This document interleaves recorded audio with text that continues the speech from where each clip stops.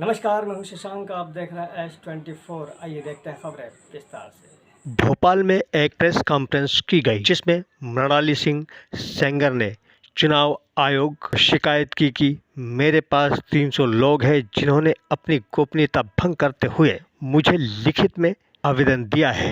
उन्होंने कहा कि हमने आपको 300 वोट दिए हैं, लेकिन हैरानी की बात यह है कि काउंटिंग में 180 वोट ही मिले हैं। इसका मतलब साफ है कि काउंटिंग के वक्त गड़बड़ हुआ है। चुनाव आयोग को शिकायत के बाद भी रिकाउंटिंग नहीं की गई। जानते हैं मृणाली सिंह सेंगर से वो क्या कहती है पूरी प्रतिक्रिया को लेकर।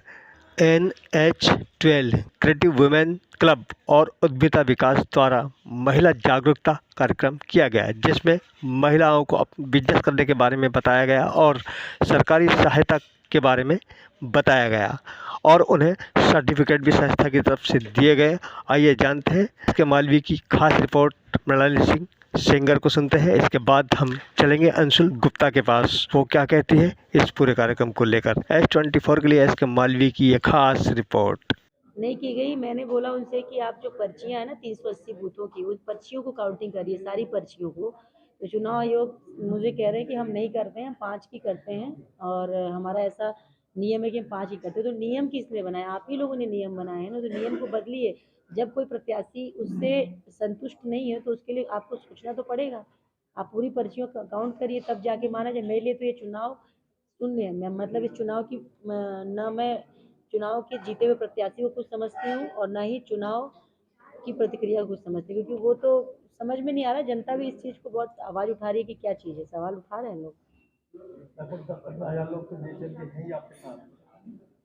अरे बीएचएल को 10-15 हज़ार बीएचएल के हैं ही, लेकिन बीएचएल के अलावा भी क्षेत्र में 18 वार्ड में से कम 16 वार्डों में मैं एक्टिव हूँ। लोग मुझे जानते हैं, समझते हैं, लोगों ने मुझे सहयोग किया है। लेकिन जो रिजल्ट आया, जो परिणाम आया, वो इतना निराशाजनक था कि सभी के मनोबल को टूट गया। मेरे कार्यकर्ता टूट गए भाई। कर सकते हैं, हाई कोर्ट में हम जाने की सोच रहे हैं, पर इतना फंड नहीं है हमारे पास कि हम हाई कोर्ट जाएं। और अगर हो जाएगा अरेंजमेंट तो डेफिनेटली मैं हाई कोर्ट जाऊंगी। मैं ये चाहती हूँ कि मेरे 3-4 मुद्दे हैं। मैं चाहती हूँ कि भोपाल में अगर विधानसभा है यहाँ पे, तो हाई कोर्ट भी यहाँ होना चाहिए, ताकि हम जैसे लोगों को, और भी बहुत सारे मुद्दों के लिए लोग हाई कोर्ट जाते हैं जो नहीं जा पाते हैं बिकॉज ऑफ फंड ट्रैवलिंग। तो भोपाल में हाई कोर्ट होना चाहिए। मेरा ये मानना है कि भोपाल में हाई कोर्ट होना चाहिए। किसानों को बीज जो है वो फ्री में मिले, जो नहीं मिल रहा है, खाद और बीज।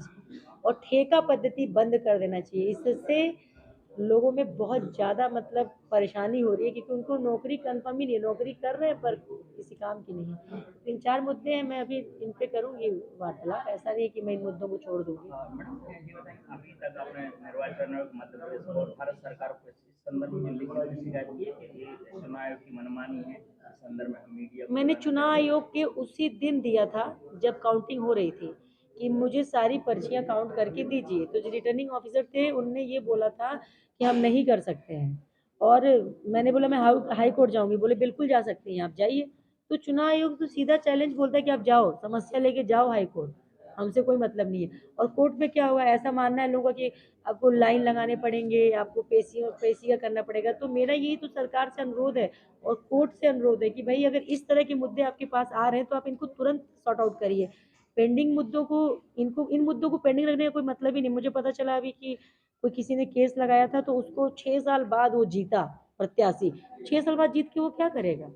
तो मतलब ये थोड़ा सा कार्यप्रणाली, शासन और प्रशासन को बदलना पड़ेगा हमारे। ऐसा कोई दस्तावेज जो आपने जो निर्वाचन आयोग से बात की हो और अगर बताएंगे मीडिया को। उनने ये जवाब में दिया कि हम नहीं करेंगे। फिर इसी के ऊपर मैंने एक लिख के दिया, इसी जब वो रिसीविंग के लिए आए थे ना उनके चुनाव आयोग से, तो मैंने इसी पे लिख के दे दिया था कि मैं नहीं मानती, मैं सुनने ही मानूंगी। मुझे तो ये उनका कहना है, मैं हाई कोर्ट जाइए, कोई दिक्कत थोड़ी होगी। लंबी प्रक्रिया है, कोर्ट कचहरी के मामले आप भी समझते हैं, चलता रहता है कोर्ट। लेकिन जो हमारे समाज का हित की बात है, समाज के उत्थान की, समाज में अच्छे कामों की जो जरूरत है, वो 5 साल 6 साल मैं केस ही लड़ती रहूं। तो मेरा तो सिर्फ अनुरोध है कि चुनाव प्रतिक्रिया को बदला जाए। ऑन द स्पॉट आप काउंटिंग करिए, सेम डे करिए। आपके पास बल भी है, दल भी है, सब कुछ है आपके पास। आप सेम डे काउंटिंग करिए, इतना लंबा चौड़ा खींचने की जरूरत नहीं है।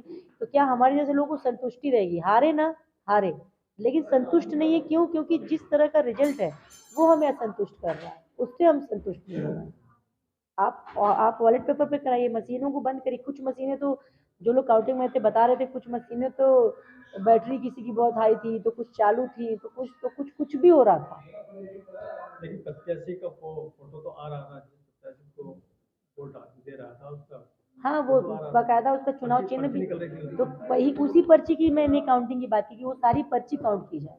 वो मना करें कि हम सारे 380 बूथों की नहीं करेंगे। रजिस्टर पे नाम भी लिखते हैं।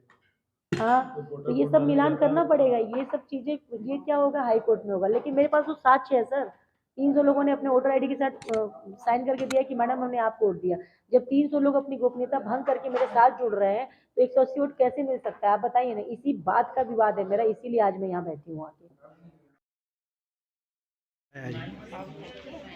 अनस्टेड क्रिएटिव विमेंस क्लब निरंतर महिला उत्थान के लिए और उनकी किसी भी तरह की आर्थिक मजबूती को आगे बढ़ाने के लिए काम कर रहा है। और इसमें आज हमने उद्यमिता विकास जागरूकता कार्यक्रम का आयोजन किया, जिसमें हमने 25 महिलाओं को आमंत्रित किया था, क्योंकि रजिस्टर्ड एक बैच बनाया था, उसके अकॉर्डिंगली हमने महिलाओं को आमंत्रित किया। पर महिलाओं की जिज्ञासा और उनके उत्साह को देखते हुए यहाँ आप देख ही रहे, काफ़ी भीड़ हो गई थी। और जितने भी हमारे DIC से विशेषज्ञ आए और हमारे जो उद्योगपति आए, उन्होंने इन महिलाओं को गवर्नमेंट द्वारा संचालित जितनी भी हितग्राही योजनाएं हैं महिलाओं को उद्यम स्थापित करने के लिए, तो सारी योजनाओं की जानकारी दी, किस तरह से वो अपना प्रोजेक्ट बनाएं, किस तरह से उद्यम का चयन करें, उस उद्यम के चयन के बाद वो किस तरह उसको आगे बढ़ाएं। इन सारी योजनाओं को आगे बढ़ाते हुए, उद्यम स्थापित करते हुए देश और समाज के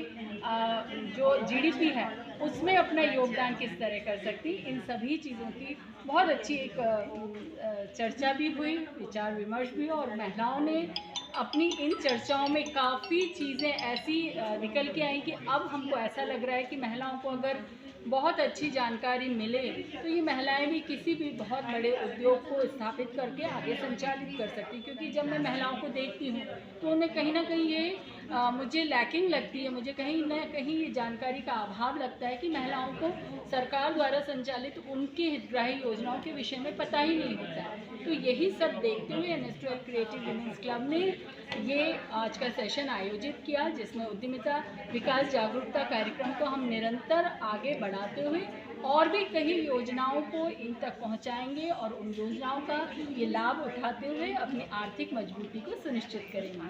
आज मुख्य रूप से किस विषय पर चर्चा हुई? आज मुख्य रूप से जो हमारा उद्यम चयन होता है, क्योंकि सबसे पहले किसी भी उद्योग इकाई को लगाने के लिए आप किस उद्योग को चयनित करते हैं, किस उद्योग को चूज़ करते हैं, उस पर चर्चा हुई। किस तरह से हम सरकार की बहुत सारी हितग्राही योजनाएं हैं उनको, उसमें डॉक्यूमेंट्स क्या क्या लगते हैं, क्योंकि डॉक्यूमेंट्स के अभाव में भी बहुत से प्रोजेक्ट फेल हो जाते हैं। प्रोजेक्ट रिपोर्ट किस तरह से हम बनाते हैं, उसके हमने आज फॉर्म्स भी दिए। हमारी मुख्यमंत्री की मंत्री जी की जो उद्यम क्रांति योजना है उस विषय में विस्तृत चर्चा हुई। हमारे प्रधानमंत्री जी द्वारा जो हमारी उद्यमी महिलाओं के लिए बहुत सारी ऐसी योजनाएं हैं, इंसेंटिव योजनाएं, MSME की योजनाएं हैं, जिला उद्योग व्यापार केंद्र द्वारा जो भी सब्सिडी की योजना है, किस तरह से हम उनको लैंड वहाँ पे ले सकते हैं, ऐसे बहुत सारे ऐसे विषय थे जिन पर हमने चर्चा की। इनके अंदर कैसे कैपेसिटी बिल्डअप कर रहे हैं, किस तरह डिजिटली, क्योंकि आज जो हमारा व्यापार व्यवसाय है डिजिटली बहुत स्ट्रांग हो गया और उसी प्लेटफॉर्म पर अब हमको इस व्यापार व्यवसाय को आगे भी बढ़ाना है। उन विषयों पर भी चर्चा की। किस तरह से आप बैंक में जाके अपने प्रोजेक्ट को सबमिट कीजिए, फिर वहाँ से आपको आर्थिक सहायता कैसे मिलती है, इस विषय में भी हमारे विशेषज्ञों ने महिलाओं को जानकारी दी। इस तरह से कई ऐसे बिंदु थे जिन पर महिलाओं को बहुत ही अच्छी जानकारी मिली और महिलाएं भी काफ़ी उत्साहित हैं। और महिलाओं को भी अब ये लग रहा है कि ये एक उचित प्लेटफॉर्म है जहाँ से उनको आगे जाने का और अपनी आर्थिक मजबूती सुनिश्चित करने का रास्ता मिल रहा है। आज जो हमारा उद्यमिता विकास जागरूकता कार्यक्रम था, उसमें मुख्य तौर पे हमने जो विशेषज्ञों को आमंत्रित किया, ये अपनी अपनी फील्ड के बहुत ही पारंगत और विशेषज्ञ लोग हैं, जिसमें कि श्री संतोष अग्रवाल जी जो हैं वो बहुत बड़े इंडस्ट्रियलिस्ट हैं, उद्योग व्यापार जगत का जाना माना नाम है।